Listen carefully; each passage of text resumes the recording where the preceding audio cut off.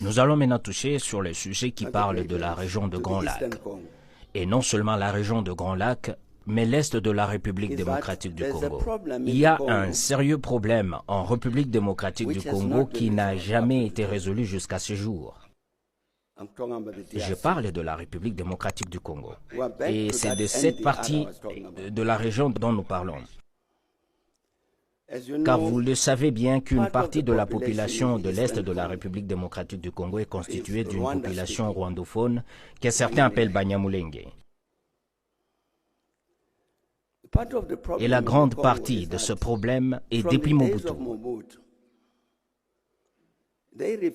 Ils ont refusé de reconnaître la nationalité de Banyamulenge, qu'ils étaient congolais, parce qu'ils parlaient rwandais. Mais ce sont deux Congolais. C'est une responsabilité du gouvernement de Kinshasa de s'occuper de cette partie de la population, de cette communauté, et de n'importe quelle communauté. Mais vous vous souvenez ce qui s'est passé pendant l'époque de Mobutu? Mobutu a pris la position selon laquelle ce sont les étrangers.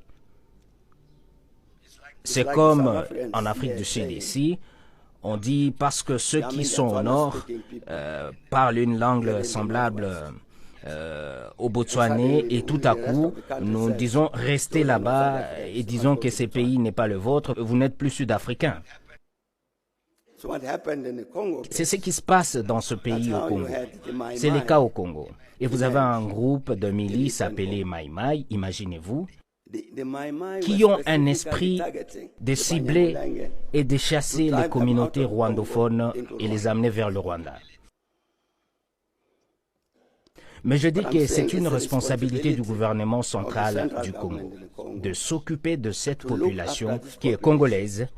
Ce sont des Congolais, ce ne sont pas des Rwandais.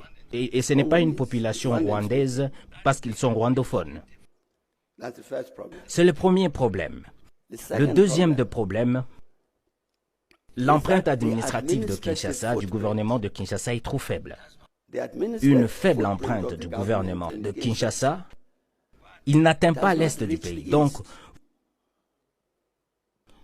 vous trouvez une partie qui ressemble à cette partie du pays qui a eu une très légère expérience de gouvernance, gouvernée par le gouvernement de Kinshasa. Vous avez un faible gouvernement, une faible empreinte du gouvernement à l'est, et cela signifie que d'autres forces émergent et prennent le relais. C'est le cas dont je vais parler d'un M23. Vous ne pouvez pas éviter le phénomène du M23 en tant que gouvernement du Congo, à moins que vous ne disiez que nous les Congolais, le gouvernement congolais protégera le Banyamulenge parce que c'est une communauté congolaise, et si vous ne le dites pas, vous permettez aux autres de faire ce qu'ils veulent dans ces secteurs. Et quand vous observez bien, c'est ce qui fait la cause de l'existence de M23. Ils s'arment pour protéger les leurs, pour se défendre, donc les communautés Tutsi congolais. Donc c'est pareil, c'est ces problèmes causés par cette faiblesse de l'empreinte du gouvernement congolais à l'est. C'est ça la cause. Et cela monte jusqu'à l'est du côté Ituri et le reste. C'est pareil, c'est ces problèmes causés par cette faiblesse de l'empreinte du gouvernement congolais à l'est. C'est ça la cause. Et cela monte jusqu'à l'est du côté Ituri et le reste.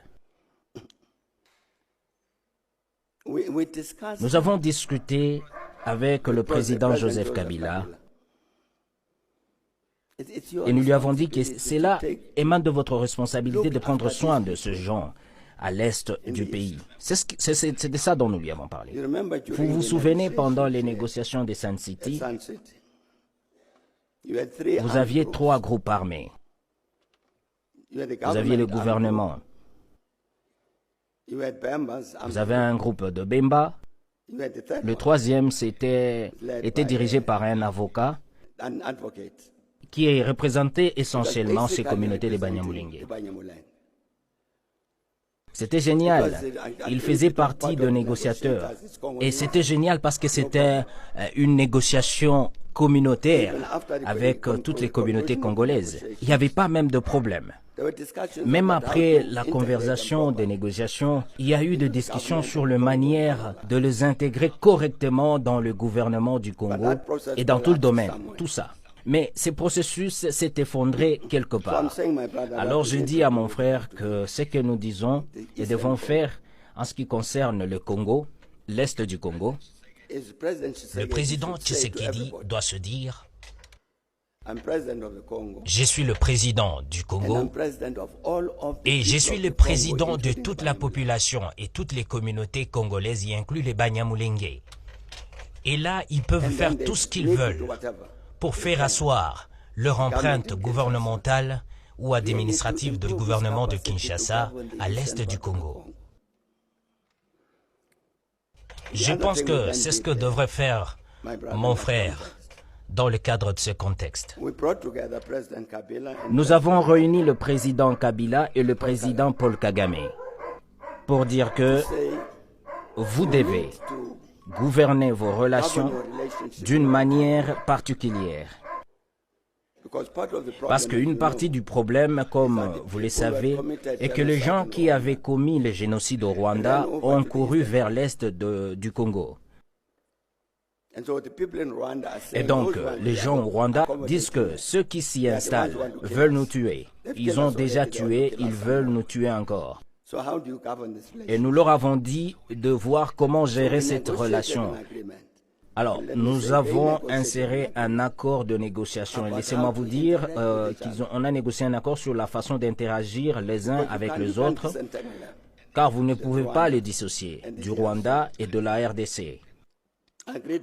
J'ai accepté, ils ont accepté et tout était signé. Je pense que cela s'est effondré en cours de route. Ils avaient besoin de processus. Ils n'avaient qu'à suivre le processus. Car j'ai dit au gouvernement du Congo qu'il devrait prendre en charge tout l'est du Congo. Nous avons besoin d'un accord entre la RDC, entre ces trois gouvernements, la RDC, le Rwanda et l'Ouganda, pour régir les relations entre ce dernier. Je pense que c'est ce dont vous avez besoin pour résoudre le problème dans l'instant à l'est de la République démocratique du Congo. Et très certainement, nous étions très heureux à l'époque de rencontrer nos frères de la RDC et avions discuté de toutes ces choses.